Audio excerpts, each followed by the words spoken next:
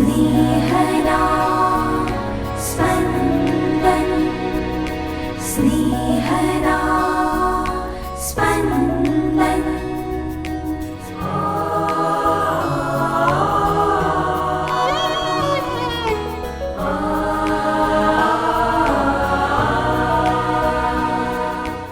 સામાન્ય કાળના 13મા અઠવાડિયાનો બુધવાર. આજના શુભ સંદેશમાં ઈસુ બિન યહૂદી અબદૂતગ્રસ્ત માનવીની વહારે આવે છે. ગામ લોકો પોતાના જાતભાઈના ભલા માટે પોતાના ભૂંડોનો ભોગ આપવા તૈયાર નથી. હું મારા સગા વાલા અને ઓળખીતાઓને જ સંભાળીને બેસી રહું છું કે બીજા સૌનો પણ વિચાર કરું છું. ઈશ્વર કૃપા મેળવવા મારો સ્વાર્થ જતો કરવાની મારી તૈયારી કેટલી? સાંભળીએ સંત માથીકૃત શુભ સંદેશ અધ્યાય 8 કડી 28-34. જ્યારે ઈસુ સામે કાંઠે ગદરાનીઓના પ્રદેશમાં પહોંચ્યા ત્યારે 2 અબદૂતગ્રસ્ત માણસો કબ્રસ્તાનમાંથી નીકળી તેમની સામે આવ્યા. તેઓ એવા તો ભયંકર હતા કે કોઈ તે રસ્તે થઈને જઈ શકતું નહોતું. તેઓ બૂમ પાડી ઉઠ્યા, હે ઈશ્વર પુત્ર, તારે ને અમારે શું તું ઠરાવેલા સમય પહેલા અમને રીબાવવા અહીં આવ્યો છે? તેમનાથી ઠીક દૂર ભૂંડોનું એક મોટું ટોળું ચરતું હતું. એટલે અબદૂતોએ ઈસુને વિનંતી કરી કે, જો તું અમને હાંકી કાઢવાનો જ છે તો અમને પેલા ભૂંડના ટોળામાં મોકલી દે. ઈસુએ જાઓ કહેતા જ તેઓ બહાર આવ્યા અને ભૂંડના ટોળામાં ચાલ્યા ગયા. અને એકાએક ભૂંડોનું આખું ટોળું ભેખડ ઉપરથી ધસમસતું સરોવરમાં ધસી ગયું અને પાણીમાં ડૂબી મર્યું.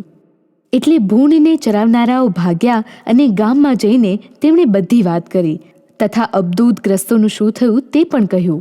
એટલે આખું ગામ ઈસુને મળવા બહાર આવ્યું.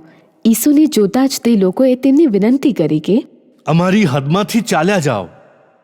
स्नेहदा स्पन्दन स्पन्दन। ગદરાની જાતિના લોકો એટલે બિન ઇસરાયેલી પ્રજા. ઈસુ માત્ર ઇસરાયેલી પ્રજા માટે આવ્યા નથી. ઈસુ સમગ્ર માનવજાત માટે આવ્યા છે. પણ ઈસુનો સ્વીકાર કરવામાં આવે તો જ ઈસુ અસરકારક બની શકે છે. ઈસુનો અસ્વીકાર કરનાર છે અપદૂત એટલે કે શૈતાન. જો ઈસુ પ્રકાશ છે તો શૈતાન અંધકાર છે. અંધકાર ક્યારેય પ્રકાશને સ્વીકારવા રાજી નથી. કારણ અંધકાર પ્રકાશને સ્વીકારે તો અંધકારે ભાગવું જ પડે. એટલે જ ઈસુના આવતાં જ અપદૂતો ભૂંડોના ટોળામાં ભરાઈ જવા અને સરોવરમાં સમાઈ જવા તૈયાર થાય છે. ગાઢ અંધારા ઓરડામાં એક નાનકડો દીવો અંધકારને ઓરડો છોડવા મજબૂર કરે છે. ગદરાનીઓ આ પ્રકાશને એટલે કે ઈસુને પોતાના ગામમાં પ્રવેશવા દેવા રાજી નથી. ઈસુના આવવાથી લાંબા ગાળાની સુખાકારી સર્જાશે, પણ તત્કાળ તો તેમણે નુકસાન ભોગવવું જ પડે છે. તેમના ભૂંડો ડૂબી મર્યા છે. એક દાખલો લઈ સમજીએ. એક ગામમાં 2 કે 3 ઘર દારૂ ગાળવાનો વ્યવસાય કરે છે. અનીતિનો વ્યવસાય વગર જાહેરાતે ભરપૂર ચાલતો રહે છે. ગામ આખું બરબાદ થઈ રહ્યું છે. ગામમાં એવો કોઈ સજ્જન રહેવા આવે છે જે આ ધંધો બંધ કરાવે છે. આ સજ્જન વિરુદ્ધ કાવતરું રચાશે જ અને તેને ગામ બહાર કરી દેવામાં આવશે. ગામની લાંબા ગાળાની સુખાકારી જોવાને બદલે તત્કાળ થતા નુકસાન પર ધ્યાન કેન્દ્રિત કરવામાં આવે છે. ઈસુને જાકારાનો અનુભવ થાય છે. આપણા વ્યક્તિગત જીવનમાં પ્રવેશી ઈસુ આપણામાં રહેલા શૈતાનને ભગાડવા શરૂ કરે છે. પણ આપણને તત્કાળ તો નુકસાન થતું હોય એવું લાગે છે. આપણી કામચોરીની વૃત્તિ, કરચોરીની વૃત્તિ, દાણચોરીની વૃત્તિ, વ્યાજ ખાવાની વૃત્તિ પર કાપ આવતાં તત્કાળ નુકસાન થાય છે. લાંબે ગાળે આપણું જીવન શુદ્ધ અને સાત્વિક બનશે, પણ આપણને એ મંજૂર નથી. આપણે ઈસુને જાકારો આપીએ છીએ.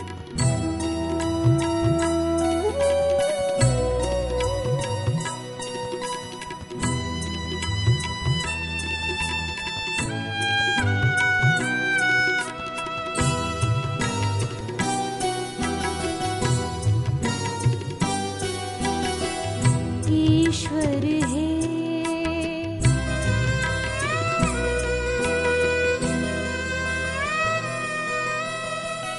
ईश्वर है मुझ रक्षणहारा, ईश्वर है मुझ रक्षणहारा, सांभળી લેજા તને પુકારું, વાર કાઢી લે ભીડમાં હું છું, વાર કાઢી લે ભીડમાં હું છું, દયા કરીને સાંભળ મારું, દયા કરીને સાંભળ મારું, સાંભળ મારું, ईश्वर है, ईश्वर है, ईश्वर है।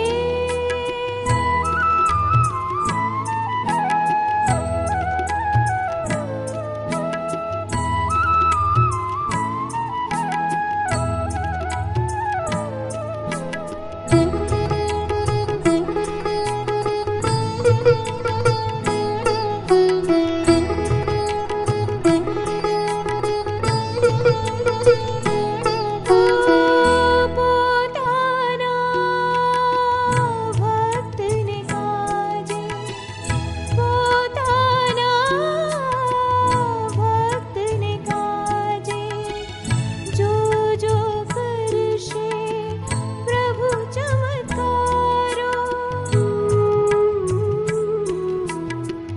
જ્યારે પ્રભુને,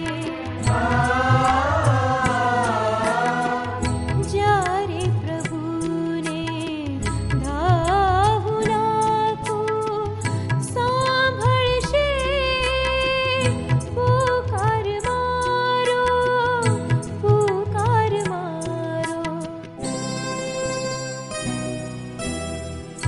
ईश्वर है, ईश्वर है,